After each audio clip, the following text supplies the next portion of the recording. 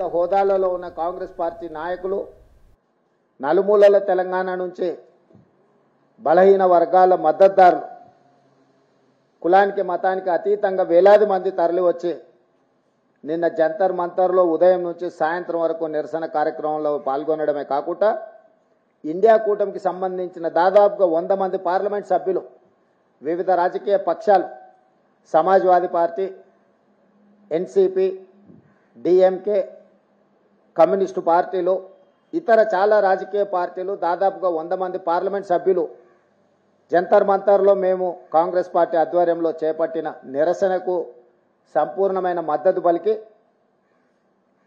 ఎక్కడైనా ఎప్పుడైనా ఈ రిజర్వేషన్లు పెంచడానికి అవసరమైన పోరాట కార్యాచరణలో వాళ్ళ సంపూర్ణమైన మద్దతు ఉంటుందని చెప్పి నిన్న వారు అక్కడికి వచ్చి ప్రసంగించడం జరిగింది. దాదాపుగా 10 రోజుల ముందు నుంచే రాష్ట్రపతి గారిని కలిసి రాష్ట్రపతి గారి దగ్గర విద్యా ఉద్యోగ అవకాశాలలో 42% రిజర్వేషన్ల బిల్లు, స్థానిక సంస్థలలో 42% రిజర్వేషన్లు ఓబీసీలకు ఇవ్వాల్సిన 2 బిల్లులు, చంద్రశేఖరరావు గారు తీసుకొచ్చి గుదిబండగా మారిన 50% పరిమితితో కూడుకున్న ఆర్డినెన్స్ను ఆమోదించండి అని రాష్ట్రపతి గారికి కలిసి విజ్ఞప్తి చేయాలని దాదాపుగా 10 రోజుల క్రితమే రాష్ట్రపతి గారి అపాయింట్మెంట్ మేము అడగడం జరిగింది. మేము రాష్ట్రపతి గారి అపాయింట్మెంట్ అడిగిన తర్వాత అమిత్ షా గారు, నరేంద్ర మోడీ గారు రాష్ట్రపతి గారిని కలిసారు. వారు ఏం మాట్లాడుకున్నారో తెలియదు, కానీ మా కొండా సురేఖ గారు, మా పొన్నం ప్రభాకర్ గారు, మా మహేష్ గౌడ్ గారు, మా శ్రీధర్ బాబు గారు ఒక ఆలోచనకు, ఒక నిర్ధారణకు వచ్చింది. రాష్ట్రపతి గారు మాకు అపాయింట్మెంట్ ఇచ్చి మేము కలిసి చేసే విజ్ఞప్తులు వింటే ఓబీసీలకు విద్యా ఉద్యోగ అవకాశాల్లోనే కాదు స్థానిక సంస్థల్లో 42% రిజర్వేషన్లు ఇవ్వాల్సిన తప్పని పరిస్థితి ఏర్పడుతుంది. కాబట్టి అసలు తెలంగాణ రాష్ట్ర ప్రభుత్వానికి ముఖ్యమంత్రి గారి నేతృత్వంలో కలిసి ఒక విజ్ఞాపన పత్రాన్ని ఇచ్చి మా పెండింగ్ బిల్లుల అంశాన్ని తేల్చమని ఏదైతే అడుగుతున్నామో, మాకు అపాయింట్మెంటే రాకుండా కేంద్ర ప్రభుత్వం, నరేంద్ర మోడీ గారు, అమిత్ షా గారు అడ్డుకున్నారని ఒక నిర్ధారణకు మా మంత్రివర్గ సహచరులు, మా పార్టీ అధ్యక్షుడు వచ్చింది. అందుకే ఈరోజు 6-7 తారీఖుల్లో ఎప్పుడిచ్చినా మేము మిమ్మల్ని కలుస్తాము, ఢిల్లీలో మీకు అందుబాటులో ఉంటాము అని చెప్పి రాష్ట్రపతి గారికి మేము తెలియజేయడం జరిగింది. అందుకే ఇప్పటి వరకు నిన్న నిరసన కానీ దాదాపుగా 5, 6, 7 తారీఖుల్లో తెలంగాణ రాష్ట్రం మొత్తం కదిలి ఇక్కడికి వచ్చింది. ప్రజాప్రతినిధులు, ప్రభుత్వం మొత్తం ఢిల్లీకే వచ్చింది. మంత్రివర్గం మొత్తం ఢిల్లీలోనే రాష్ట్రపతి గారి అపాయింట్మెంట్ కోసం ఎదురు చూస్తున్నాము. దురదృష్టవశాత్తు రాష్ట్రపతి గారి అపాయింట్మెంట్ మాకు దొరకలేదు. ఇది శోచనీయము, ఇది బాధాకరము, ఇది తెలంగాణ ప్రజలకు అవమానకరము. బలహీన వర్గాల హక్కులను కాలు రాయడానికి భారతీయ జనతా పార్టీ మొదటి నుంచి ఇప్పటి వరకు కుట్రలు చేస్తూనే వస్తుంది. ఆనాడు మీకు తెలుసు, మండల్ కమిషన్ నియమించినప్పుడు, మండల్ కమిషన్ ద్వారా ఓబీసీలకు న్యాయం చేయాలనుకున్నప్పుడు కమండల్ కమిషన్ను తీసుకొచ్చింది. రథయాత్ర పేరు మీద దేశంలో ఉద్రిక్త పరిస్థితులను కల్పించి ఆనాటి మండల్ కమిషన్ అమలును అడ్డుకున్నది భారతీయ జనతా పార్టీ. ఆ తర్వాత డాక్టర్ మన్మోహన్ సింగ్ గారు ప్రధానమంత్రిగా ఉన్నప్పుడు, యూపీఏ చైర్పర్సన్గా శ్రీమతి సోనియా గాంధీ గారు ఉన్నప్పుడు ఐఐటి, ఐఐఎం, సెంట్రల్ యూనివర్సిటీలలో బీసీ రిజర్వేషన్లు లేవు, ఖచ్చితంగా అమలు చేయాలి అని నిర్ణయం తీసుకున్నప్పుడు బీజేపీ యూత్ ఫర్ ఈక్వాలిటీ పేరు మీద ఆనాడు ఆ రిజర్వేషన్లను కూడా అడ్డుకున్నారు. కానీ మన్మోహన్ సింగ్, శ్రీమతి సోనియా గాంధీ గారు ఐఐటి, ఐఐఎం, సెంట్రల్ యూనివర్సిటీల్లో ఓబీసీ రిజర్వేషన్లు అమలు చేయడం ద్వారా ఆనాడు అండగా నిలబడ్డారు. ఆ రోజు కూడా కుటిల నీతిని భారతీయ జనతా పార్టీ ప్రదర్శించింది. ఈనాడు మేము మొదలుపెట్టిన ఓబీసీ రిజర్వేషన్ల పెంపును 42% ఎట్లయినా అడ్డుకోవాలి అని బీసీ ద్రోహులుగా ఉన్న బీజేపీ ఈరోజు ముస్లింలకు స్థానిక సంస్థలలో రిజర్వేషన్లు ఇస్తున్నారని ఒక వితండవాదం చేస్తున్నారు. మేము పంపించిన బిల్లులను మీరు చూడండి, ఎక్కడైనా ఏదైనా మతానికో ఏదైనా కులానికో ప్రత్యేకమైన రిజర్వేషన్ ఉన్నదా? స్థానిక సంస్థల్లో 42% ఎన్ బ్లాక్గా ఎస్సీ రిజర్వేషన్లు కానీ ఎస్టీ రిజర్వేషన్లు కానీ ఓబీసీ రిజర్వేషన్లు కానీ ఎన్ బ్లాక్ కేటాయించడం జరుగుద్ది. కులాలు ఉపకులాల పేరు మీద రిజర్వేషన్లు ఎక్కడా లేవు, ఇప్పటి వరకు అమలు జరగలేదు. ఎస్సీ ఎస్టీ ఓబీసీ రిజర్వేషన్లు ఎన్ బ్లాక్ వాళ్ళ జనాభా దామాషా ప్రకారం ఎస్సీ ఎస్టీలకు రిజర్వేషన్లు అమలు చేయడం, ఓబీసీలకు గతంలో చంద్రశేఖరరావు గారు మేము 34% ఇస్తే ఆయన 23%కి తగ్గించి కుదించి ఎన్ బ్లాక్ 23% రిజర్వేషన్లు అమలు చేసాడు. ఈరోజు యాజ్ ఇట్ ఈజ్గా 42% ఎన్ బ్లాక్ రిజర్వేషన్లు ఇవ్వాలి ఓబీసీలకు అని మాత్రమే చట్టంలో ఉంది. కానీ దురదృష్టవశాత్తు కేంద్ర మంత్రి కిషన్ రెడ్డి గారు, బండి సంజయ్ గారు వారు చట్టాన్ని చదివినరా చదవలేదా, లేకపోతే రాజకీయ ప్రేరేపితమైన ఆలోచనలతోని చదవకుండానే కళ్ళు మూసుకొని మాట్లాడుతున్నారా నాకు తెలీదు. ఈరోజు మీరు ముస్లింలకు రిజర్వేషన్లు ఇస్తున్నారు కాబట్టి మేము 42% అడ్డుకుంటున్నాము అని వితండవాదం చేస్తున్నారు.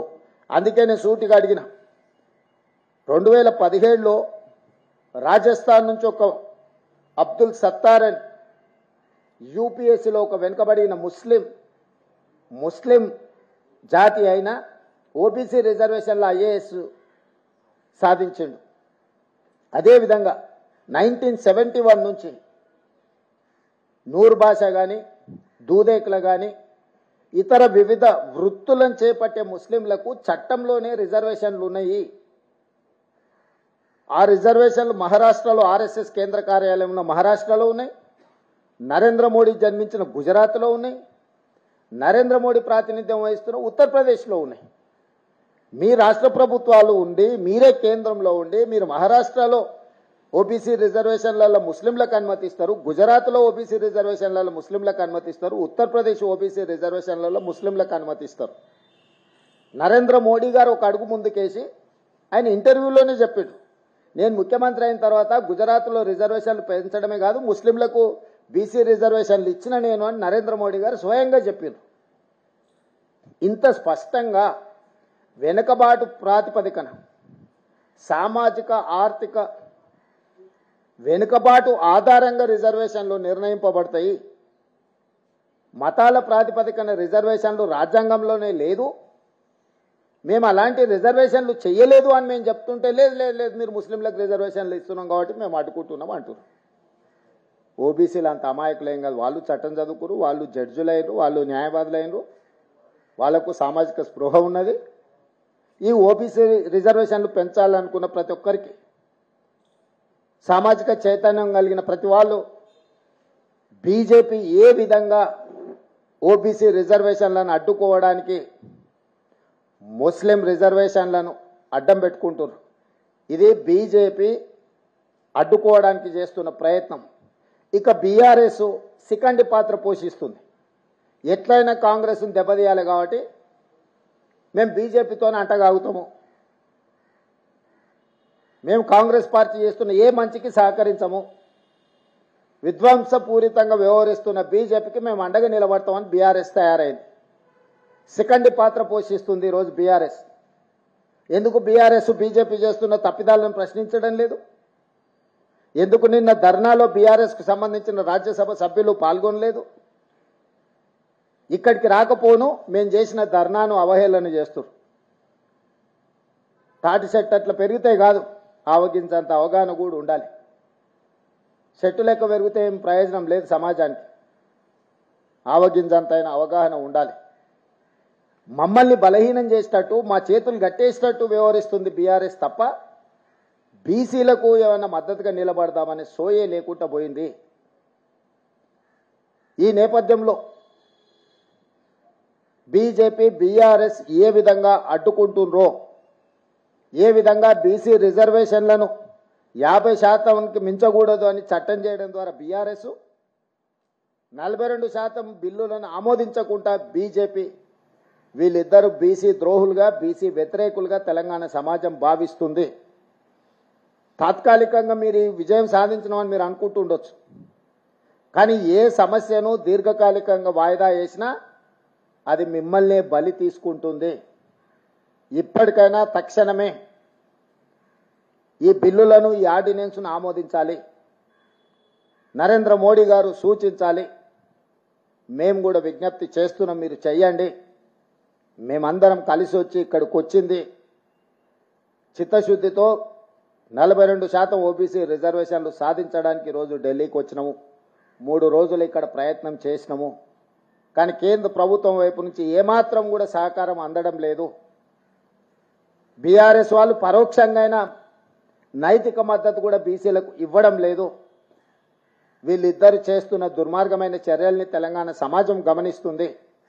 ఖచ్చితంగా క్షేత్రస్థాయిలో వీళ్ళకు గుణపాఠం చెప్పే విధంగా, వీళ్ళు చేస్తున్న తప్పుడు నిర్ణయాలను ప్రశ్నించే విధంగా కాంగ్రెస్ భవిష్యత్ కార్యాచరణ తీసుకుంటుంది. ఈరోజు భవిష్యత్ కార్యాచరణ కూడా వెళ్ళిన తర్వాత పొలిటికల్ అడ్వైజరీ కమిటీ సమావేశాన్ని ఏర్పాటు చేసి ఏ విధంగా ముందుకు వెళ్ళాలి, ఏ రకమైన ఒత్తిడి తీసుకురావాలి, చట్టపరమైన న్యాయపరమైన ప్రజాక్షేత్రంలో తీసుకోవాల్సిన కార్యాచరణ మీద హైదరాబాద్కు వెళ్ళి పిఏసీ సమావేశాన్ని ఏర్పాటు చేసి భవిష్యత్ కార్యాచరణను నిర్ణయించడం జరుగుతుంది.